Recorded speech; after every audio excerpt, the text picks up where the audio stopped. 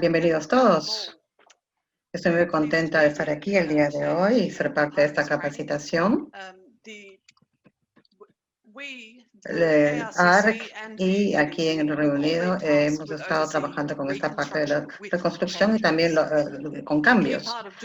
Y parte de estos cambios es utilizar los formatos de contrato con los que estamos trabajando de manera colaborativa, con la comunicación que tenemos entre diferentes partes y de esta manera poder trabajar en una gestión de riesgos proactivo en cuanto a lo que vamos a enfrentar en este proyecto. César Rojo nos estará el día de hoy, pero él es el gerente del proyecto de Lima 2019 en la zona de los Panamericanos y también trabaja como frente de proyecto ahora en el equipo que ve la parte de resolución. En cuanto al proyecto del 2019, él dijo todos los contratos NEC trabajan con la optimización de procesos y estimula también la innovación, que es justamente nuestro sistema de contratos, igual como también fue anteriormente, y protege los derechos de las partes, además de también manejar el proceso de construcción junto con un proceso de parte de legislación. Creo que eso resume de buena manera los principios de este contratos NEC que ha sido escrito por ingenieros y para ser utilizado para trabajar en diferentes proyectos en que la gente justamente dice, firmamos el contrato y luego lo dejamos afuera, pero eso no va a pasar acá. Estos contratos, al contrario, a todos los combinamos, los que están trabajando con los equipos de entrega, que por favor siempre lean el contrato, sobre todo la parte de información de la obra, porque ahí se ve justamente la forma en la que trabajamos, que es colaborativa y se refleja en este sistema. Y también los procesos y procedimientos que está trabajando aquí en el Reino Unido para asegurarnos de que realmente el programa se haga una verdadera reconstrucción con cambios. Además, también en este programa estaremos utilizando lo mismo para otros proyectos en Perú. Y esta capacitación, los principios del NEC, es importante para todos los que trabajamos en este programa, para que todos sepan realmente cómo funcionan los contratos para entregar este proyecto y también para otros que se vengan más adelante. Además, también vamos a transferir mucho del conocimiento de lo que estamos haciendo aquí en este programa desde el Reino Unido y tengan siempre en cuenta que si tienen preguntas del contrato NEC, por favor pregunten lo que necesiten a cualquiera de los miembros del equipo y si no saben la respuesta, los llevarán sino a la persona que lo sepa para que les pueda efectivamente contestar. Y finalmente, quisiera que por favor presten atención a la página de aprendizaje de Lima 2019. Ahí van a ver parte de ARC y también van a ver otra parte de la que pueden tener acceso con materiales y testimonios, información que es relevante para Lima 2019, pero también para el programa de reconstrucción. Y todos los materiales se encuentran tanto en inglés como en español. Es en realidad información muy apropiada e interesante para ustedes ahora considerando lo que vamos a presentar aquí. Muchas gracias entonces por estar aquí y ahora a Stuart le voy a dar el micrófono nuevamente para que presente la capacitación y yo voy a estar aquí por supuesto para poder contestar cualquier pregunta que tengan y comentarios por supuesto. Muy bien. Regresamos contigo, Stuart. Gracias, Kate. Espero que todos me puedan escuchar bien. Aquí pueden ver al lado izquierdo el perfil de Kate y ahora me presento yo. Soy lo que se llama el experto en la materia del equipo de transferencia. Ya con 25 años de experiencia, he trabajado en sitios como China y también, por supuesto, el Reino Unido. Y ahí he tenido experiencia ya con los contratos NEC y, por supuesto, también en las zonas de Sainsbury's Supermarket, trabajando en la construcción y adiciones a esta infraestructura. utilizando los contratos NEC. Además, también en la Universidad Imperial College de London, con Londres. También en una estación eléctrica, como pueden ver en el grupo Royal Mail. Siempre toda mi experiencia está dentro de lo que es estándares de calificación y estándares técnicos, en sondeo de cantidades, viendo siempre, por supuesto, capacitación en NEC. Lo que vamos a cubrir el día de hoy es, primero, Stuart, discúlpame un momento, quiero asegurarme de que todos saben que hay un intérprete disponible. Simplemente que escojan el idioma que les gustaría escuchar en esta presentación. Se encuentra en la parte de abajo, ahí van a ver un símbolo de un mundo y escogen ahí inglés o español. Por favor, sigue, Stuart. No, buen punto. Gracias, Kate.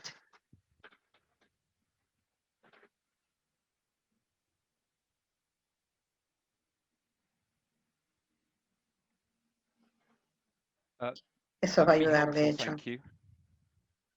Por favor, dígame cuándo puedo volver a iniciar.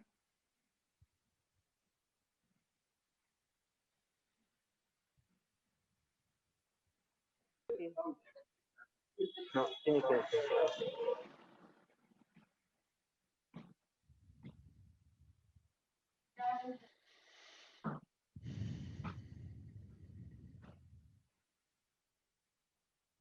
Muy bien, muchas gracias.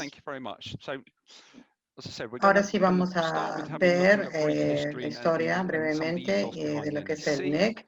Vamos a ver estudios de casos que creo que les pueden ayudar a ver que siempre los NEC son parte del éxito de los proyectos. La estructura del contrato también vamos a ver. Explicaremos también algunos de los términos que vemos en los contratos, así como las funciones clave, que es el contratante, el contratista, etc.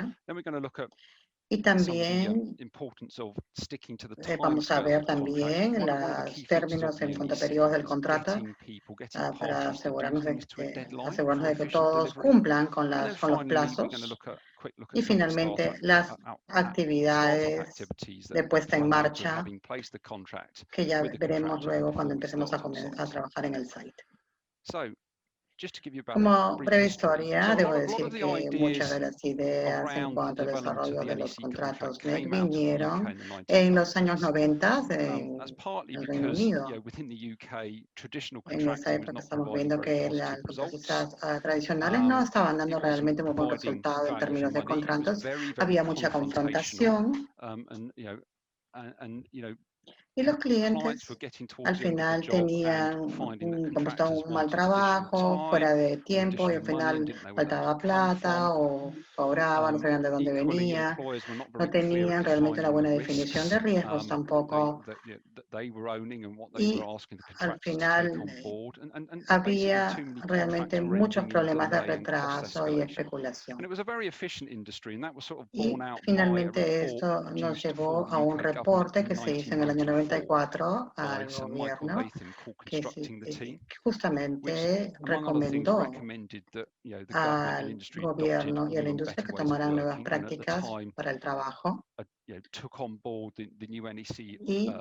de esta manera utilizar un contrato que pudiera ser utilizado tanto por el sistema público como el privado, lo que finalmente nos permitió realmente trabajar en el mercado de construcción del Reino Unido.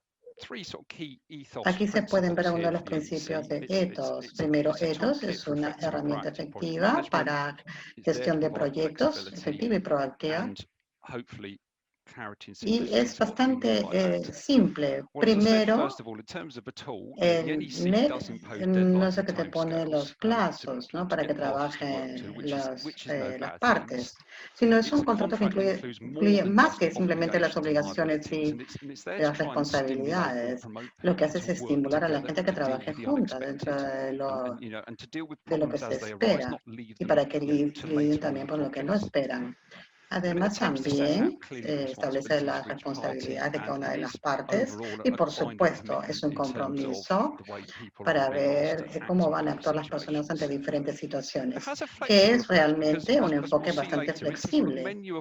Hay muchos contratos, por ejemplo, que dan a las partes o al cliente la flexibilidad de escoger realmente qué contrato le cae bien a qué proyecto, ¿no? En este caso, está hecho para hacer contratos, por ejemplo, de ingeniería civil y también para ver enmiendas finalmente en la parte final. Y también hay que reconocer que también utiliza un idioma bastante sencillo, con oraciones cortas. Está hecho de esa manera para que uno pueda navegar el contrato y siempre avanzar sin necesidad de estar viendo muchas referencias cruzadas. En general es claro, pero siempre hay nueva terminología aquí que uno tiene que acostumbrarse a utilizar y esa es parte de la curva de aprendizaje de estos contratos NEC. Aquí, por ejemplo, es uno de los fundamentos del estado de la operación, es el 10.1. Se los voy a leer. Dice, el empleador, el contratista, el gerente de proyectos y el supervisor de calidad tienen que ejercer sus responsabilidades de acuerdo con el contrato y desarrollar sus roles con un espíritu de confianza y cooperación mutua. El secreto aquí es que aquí todos trabajan en el interés de los demás, de las otras partes, para evitar que haya justamente problemas como hay en otros contratos. Veamos algunos estudios de casos donde justamente el NEC ha resuelto el proyecto o le ha llevado al éxito. Aquí pueden ver un ejemplo de un proyecto del año 2012. Teníamos que construir un estadio que se hizo en esa época y aquí se requería un diseño y construcción de toda la zona del techo de este estadio en Europa. Como pueden ver, estamos hablando de más de 300 millones de libras y parte justamente de la estructura del contrato muestra una parte que obliga a las partes a decir que si ven que hay algo que va a afectar el tiempo o el costo, avisen de inmediato, lo cual se hizo muy eficientemente en este proyecto. Y al final, como clientes, siempre tuvimos una idea clara de cuándo iba a terminar el programa o el cronograma, lo cual era muy bueno. Aquí tenemos otro ejemplo, uno que se llama London Velodrome. Este proyecto se conocía como el edificio Pringle, justamente por la forma que pueden ver, se parece mucho a las papas Pringles que venden aquí en el Reino Unido. Se hizo en una época que había una recesión y aquí se utilizaba esta zona hecha con los restos de una zona ferroviaria justamente para reutilizar el material. Como pueden ver, costó 68 millones de libras y, por supuesto, los contratos NEC fueron parte del éxito del proyecto. La entrega del proyecto se dio con ese mismo enfoque. Y debido a los requerimientos del contrato, había también una urgencia por terminar el proyecto. Y estuvimos trabajando con los costos y con el tiempo conforme se hacía el avance para que no hubiera sorpresas.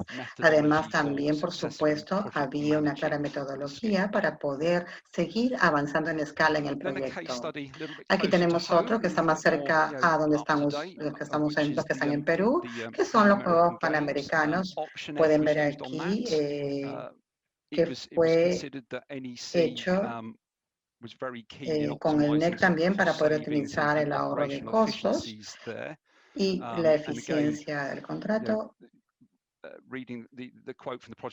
Y el ChatGPT permitió justamente alcanzar los objetivos del cliente y la optimización del proceso y, por supuesto, estimular la innovación. Eso es algo que ustedes conocen mejor, creo yo. Estoy seguro que hay alguna contribución que quieran mencionar. Por ejemplo, Kate. Sí, la Vía Panamericana es un muy buen ejemplo de cómo se estimuló la innovación. El conductor recibió un diseño que no estaba utilizado y como habían responsabilidades de diseño de su parte, tuvo que tomar el diseño y optimizarlo. Y eso ahorró mucho los costos para el programa. Este es un importante aspecto del NEC, que reconoce las especialidades de las diferentes partes, no solo para optimización de diseño, sino para gestión de riesgos. Reconoce que el contrato tiene partes muy importantes en muchos temas y muchas veces sabe más que el contratante o que el contratista o que el gerente de proyecto. A veces el contratista tiene una especialidad, un conocimiento especial que puede beneficiar al proyecto también. Y el NEC evalúa utilizando dos factores, el tiempo y el costo.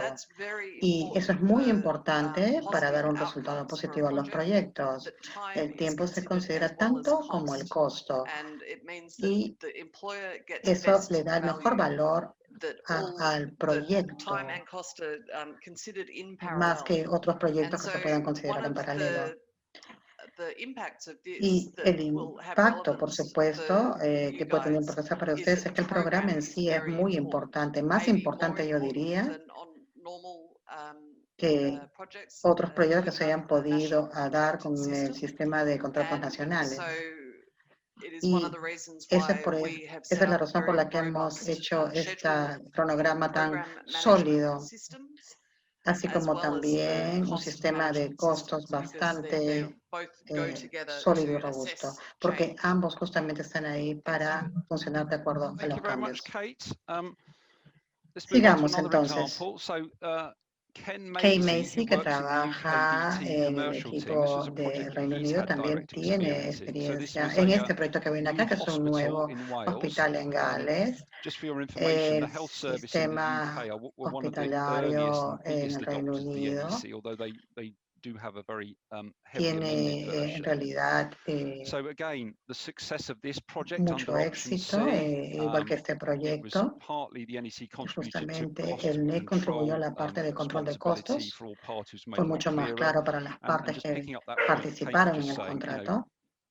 Y es bueno lidiar con los cambios cuando ocurren y hay que hacerlo en tiempo real, porque si no, al final nos pueden costar más dinero y tener más impacto en el programa.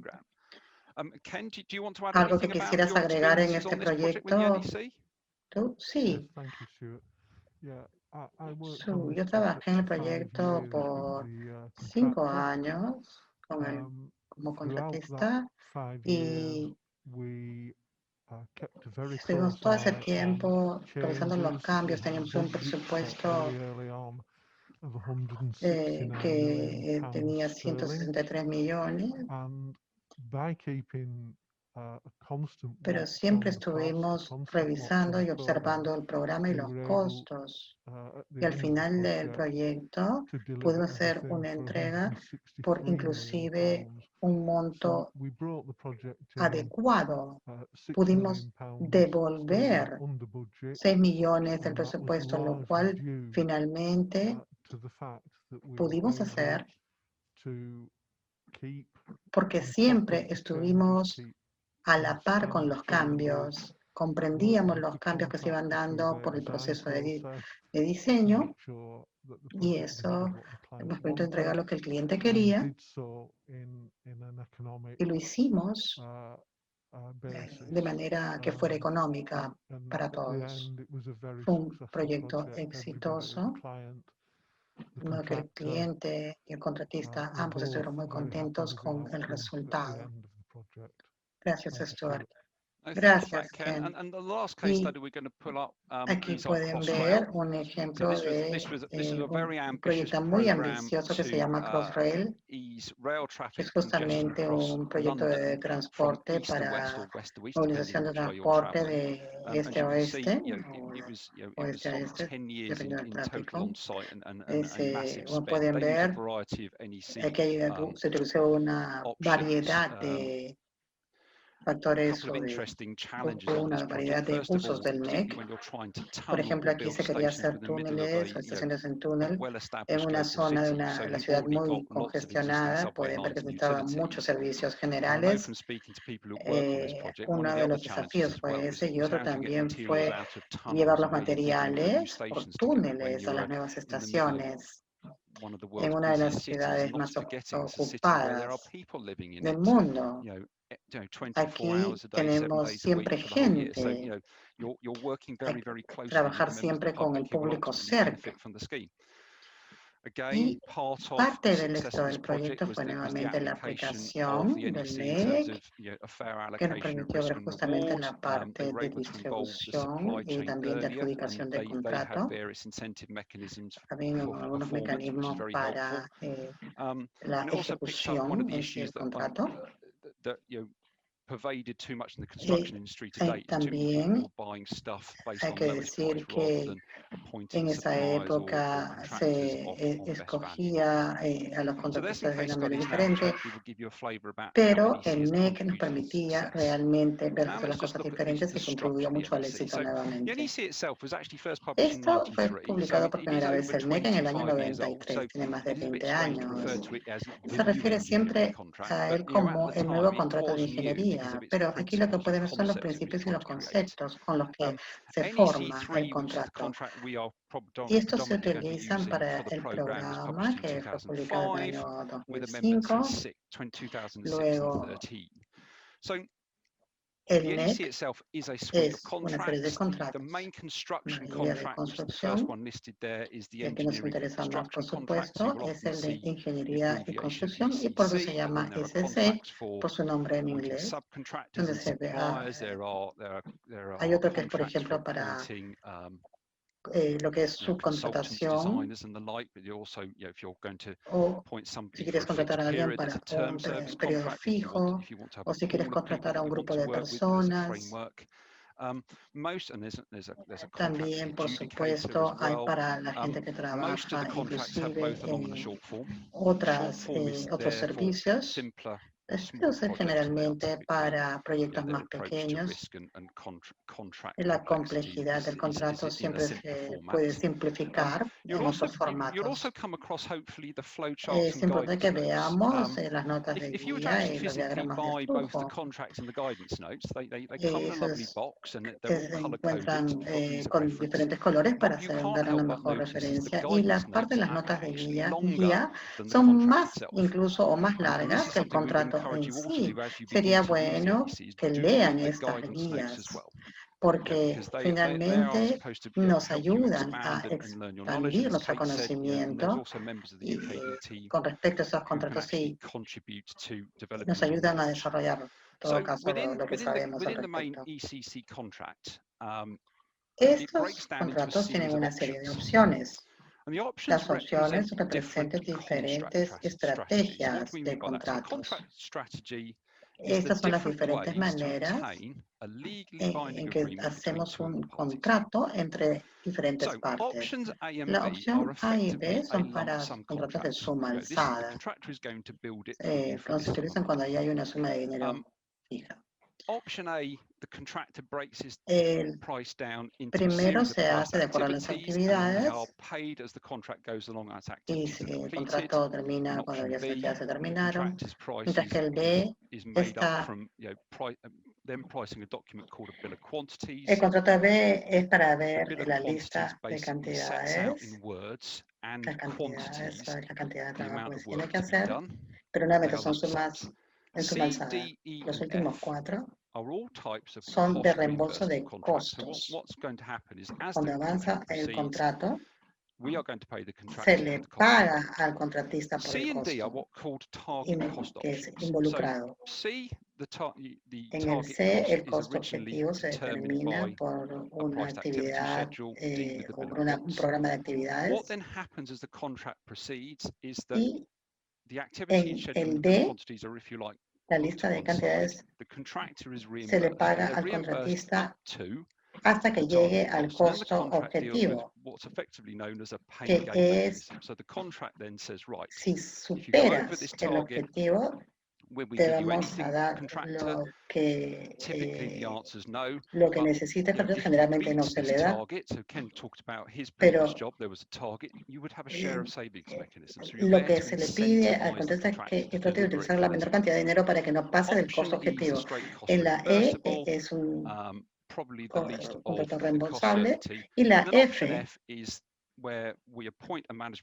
justamente cuando el contratista se encarga de gestionar los paquetes y eso generalmente ayuda a que haya un éxito financiero. No son nunca decisiones simples, hay muchas cosas que considerar para escoger una opción. Uno tiene que ser responsable del diseño, por ejemplo, y, por supuesto, es importante considerar los costos, pero uno también tiene que pensar en los tiempos. Los requerimientos del empleador son también conocidos. También puede haber muchos cambios en el contrato y cuál será la distribución de los riesgos. Son decisiones que tenemos que revisar en el proyecto para determinar cuáles son las mejores opciones. Pero normalmente lo que hacemos es la combinación de A y F. Veamos ahora la estructura del contrato. Los términos principales del contrato se encuentran en el volumen negro, donde se ve también una lista completa de las opciones, los principios del contrato, las definiciones. Hay una sección 2 que ve las responsabilidades del contratista. Y aquí se ve tiempo, pago, resolución de conflictos.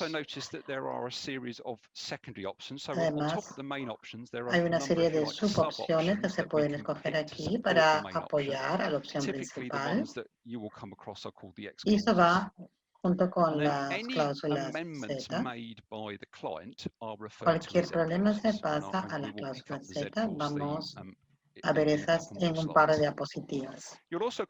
Además, también tenemos datos del contrato, parte 1 y parte 2. La parte 1 es información clave, lo que pide el cliente. El personal clave, por ejemplo, esta es la fecha en que tienen que empezar, la fecha en que tienen que terminar, sus requerimientos exactos. Y la parte 2 es lo que da justamente el que hace la propuesta en la licitación. Y también ve los requerimientos que pone el proveedor. Luego vemos la información del sitio, donde se ve la información acerca del sitio, si existe infraestructura anterior. Este es un documento muy importante porque es el último, la información de la obra. Describe la obra y también ve los requerimientos específicos, que es justamente aquí donde se habla si hay que hacer un diseño, donde se establece si hay una metodología o limitaciones que tiene que tomar en cuenta el contratista para poder hacer el trabajo, si hay limitación de acceso o de horas de trabajo. Todo eso se pone en esta parte, así como también los diferentes procedimientos con los que van a trabajar en cuanto a la gestión general del proyecto. Con eso hemos cubierto parte de la terminología. Veamos ahora las definiciones. Algunas palabras están en itálicas. Eso significa que son periodos que están identificados en los datos del contrato. Por ejemplo, el periodo de respuesta. Eso aparece en los datos del contrato. Hay otras palabras que están con mayúscula. La primera y la segunda letra tienen que estar en mayúscula. Por ejemplo, acá, proveer las obras o entregar las obras. Eso se encuentra justamente en parte del contrato y es muy útil. Muchas veces van a ver las dos cosas. Van a ver que las letras están, por ejemplo, en mayúscula y en cursivas. Eso significa que están mencionados en el dato del contrato y también están, por supuesto, como término definido. Entonces, se da cuenta que es un término importante en su contrato. Ahora veamos los roles. Cualquiera que utilice el NEC tiene que saber cuáles son sus responsabilidades. Las funciones claves, por ejemplo, por supuesto, están el contratante en el diferente proyecto, el contratista y el supervisor de calidad. Hay otros también, por supuesto. Por ejemplo, tenemos aquel que puede haber parte de los servicios. El empleador o contratante puede ser una organización o un individuo. El contrato se da entre él y el contratista. La persona que paga por el proyecto, pero no se le menciona mucho en el contrato. El contratante tiene obligaciones que están ahí y también obligaciones, por ejemplo, tiene que darle acceso al contratista. Es parte de su parte. Tiene que pagar los costos, certificados. Además, también hacer las coordinaciones para los seguros. Además, también es el que tiene la potestad de terminar el contrato y eso está en el contrato en sí. Esa es la parte de terminación del contrato o rescisión del contrato. Luego tenemos al gerente del proyecto, que es designado por el contratante o empleador. Trabaja en su nombre. El SC separa el rol del diseñador, es diferente a la administración del contrato. Es importante que veamos que esta es una persona que gestiona el contrato, que trabaja para el empleador. Es importante saber qué hacer cuando no está el gerente del proyecto, porque obviamente tiene que salir alguna vez. Habrá ocasiones en las que no esté y va a haber otra persona que cubra por él.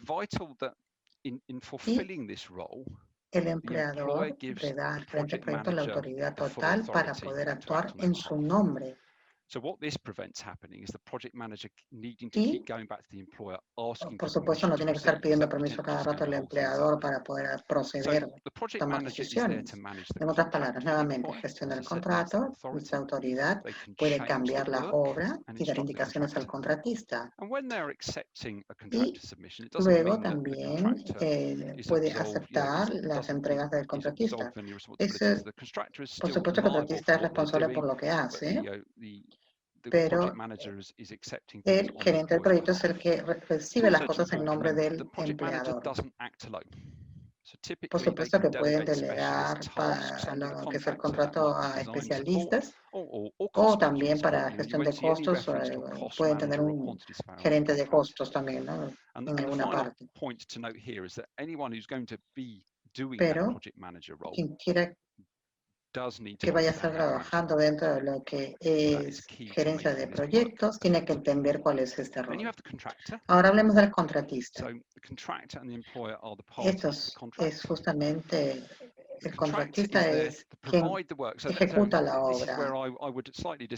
Pero lo que dice con esto es que hace el proyecto de acuerdo con la información de la obra. A eso se refiere con proporciona o brinda el trabajo, entrega el trabajo.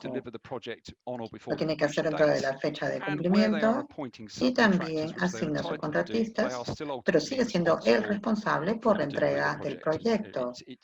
Es la responsabilidad del contratista, no de los subcontratistas. por lo menos en lo que es el contrato. Y finalmente tenemos el supervisor de calidad. Es un rol que en el contrato en el Reino Unido no se reconoce como tal. Pero igualmente este es designado por el contratante o empleador y lo que hace es revisar si hay defectos en nombre del empleador. Es una persona nombrada, igual como es el gerente de proyecto. Generalmente hay más de uno. Es decir, que si uno es el supervisor, espero que tenga que ver, por ejemplo, trabajo estructural, otro que ve la parte arquitectónica, otro que ve los servicios mecánicos, eléctricos, etc. Generalmente no es solo uno. Técnicamente, el supervisor de calidad no trabaja como, en nombre del gerente de proyectos, sino que digamos que es delegado por él para hacer esta parte. Al final, lo que hacen es garantizar al cliente que se está haciendo el trabajo en los estándares solicitados y que todo se está entregando. Y al final del proyecto, él tiene que hacer el certificado de defectos. Veamos las líneas de autoridad ahora. Primero tenemos al empleador que delega la autoridad al gerente de proyecto para que pueda manejar el proyecto o ejecutarlo. Este gerente de proyectos es el que gestiona el proyecto y le dice al contratista que maneje en sí el trabajo, la obra, y este le dará indicaciones a su línea de suministro, que son subcontratistas o diseñadores que podrían estar a este lado derecho, y paralelamente tenemos al supervisor de calidad, que como dije van a reportar al empleador acerca de los trabajos que están haciendo, si están de acuerdo al contrato, informando también al gerente de proyectos, que también informará al contratista si hay algún defecto que tenga que revisarse para ver si no hay ningún otro problema que esté debajo de ese problema o detrás de ese problema. Como mencioné antes, una de las características claves para hacer una implementación exitosa de ese contrato NEC es aplicar todos los tiempos según el contrato. Hay algo importante aquí que recordar. Dentro del contrato, primero, trata de tener una gestión de tiempo efectiva. Y, por supuesto, hay consecuencias si uno no sigue los tiempos. Aquí vemos el periodo de respuesta. Cláusula 13.3 dice que el gerente de proyecto, si el gerente de proyecto, el supervisor o contratista requiere una respuesta, hay un tiempo para responder. Y, por supuesto, esto es importante de considerar para un proyecto como este de reconstrucción. A veces el tiempo no es suficiente. Ellos tienen la autoridad para extender el periodo de respuesta. Hay flexibilidad, por supuesto. Y al final, a la derecha, como dice, si el gerente de proyecto o el supervisor de calidad no contestan el periodo establecido, entonces debe ser por algún evento de compensación. En evento de compensación es cualquier cosa que sea un cambio en la información de la obra que evite que algo se haga a tiempo o dentro del presupuesto. Y por su nombre en sí, si ocurre un evento, el contratista será recompensado con más tiempo o penalizado por no terminar, o se le pagará en todo caso adicional porque también hay costos extras involucrados en ese retraso. Hay consecuencias si decidimos ignorar el periodo de respuesta. Y también hay otras que pueden afectar al contratista, por supuesto.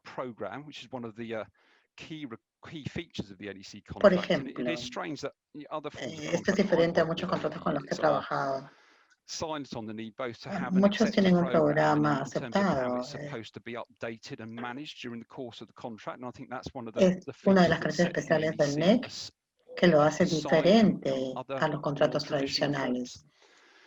Si vemos la cláusula 31.1, si el programa no está identificado en los datos del contrato, el contrato entrega un primer programa al gerente del proyecto en el periodo establecido en los datos del contrato para su aceptación.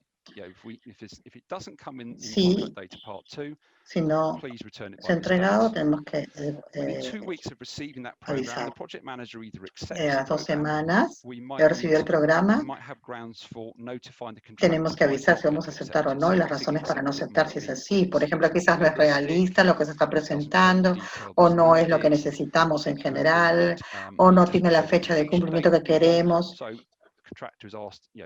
Esa notificación se le envía al contratista. ¿Y qué pasa, por ejemplo, en la cláusula 50.3, la parte de pagos? Si no hay un programa cuando se comienza el trabajo, habrá que pagarle al contratista por el progreso, al contratista por el progreso que haya hecho. Si no hay un programa, si ya pasó un trimestre y se le debe la plata, en este caso es el precio del trabajo que se ha hecho hasta la fecha. Eso es lo que se dice en el NEC. Se le paga hasta donde haya llegado.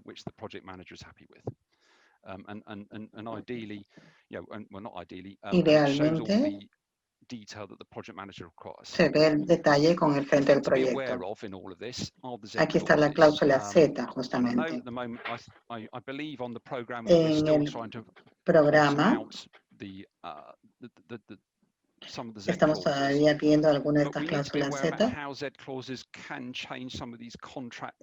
Estas podría de alguna manera justamente cambiar algunos de los tiempos del contrato. Aquí, por ejemplo, dice que hay que notificar un de compensación en un periodo de 3 semanas de haberse conocido el evento. Estamos pensando quizás sean 3 semanas en vez de 8 semanas. Estamos revisando eso en este programa en particular. Si no se hace el cambio en ese tiempo, hay una consecuencia. Por supuesto, ya no se puede cambiar, no se puede hacer ningún cambio. Está en revisión, como dije. Veamos ahora la sección final de la presentación para que vean las actividades de puesta en marcha que se van a llevar a cabo. Primero, se le da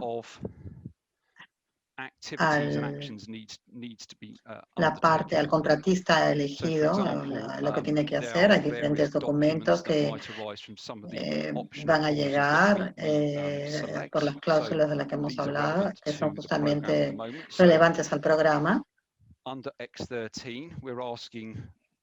Primero, tiene que revisar el bono de rendimiento, que tiene que estar listo idealmente cuando empecemos a trabajar en el sitio.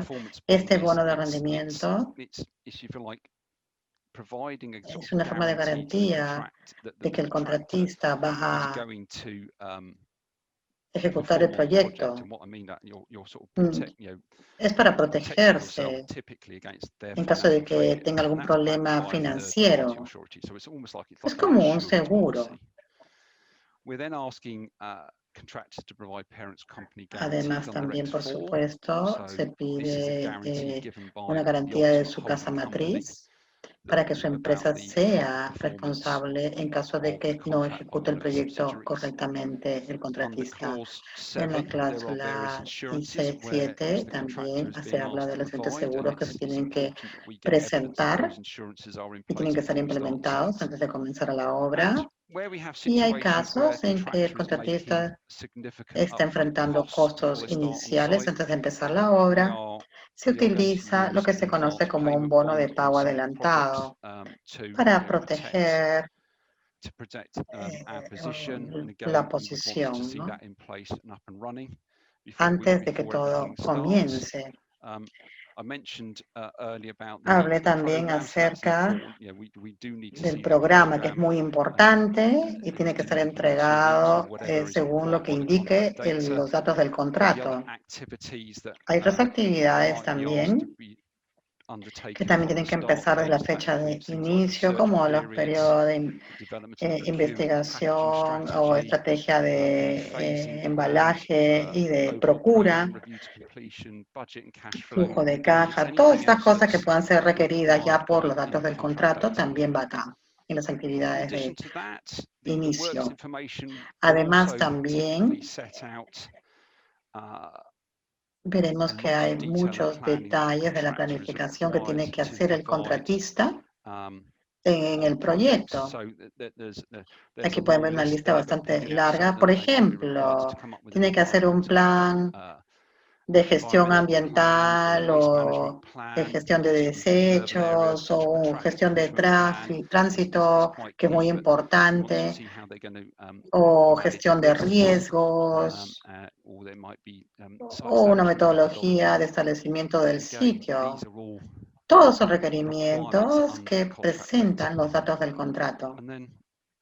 Y finalmente,